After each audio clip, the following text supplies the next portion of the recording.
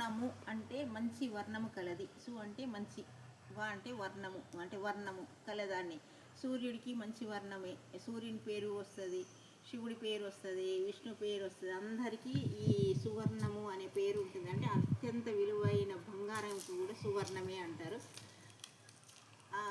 అది అంటే ఈ ఏ వర్ణానికైనా లేని గుర్తింపు ఈ సువర్ణంకు ఉంది. బంగారము లాంటిది మంచి గుణమున్న సువర్ణమే, సువర్ణ గుణము అంటారు. అంటే అన్నిటికీ మంచిని సువర్ణంకు తోటి పోలుస్తారు. మంచి పనులు చేసినా అదే వస్తుంది, ఏది చేసినా అదే వస్తుంది కనుక సువర్ణ అనే పేరు ఆ విధంగా పెట్టుకుంటారు చాలామంది. సూర్యుడికి ఉంది, ఆంజనేయ స్వామికి ఉంది, ప్రతి దేవతల లోపల ఒక పేరు సువర్ణం అనే పేరు ఉండే ఉంటుంది. ఇది సువర్ణనామానికి ఉన్న ప్రత్యేకత.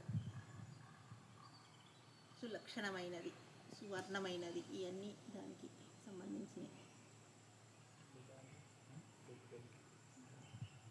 అయిపోయిందా మాత?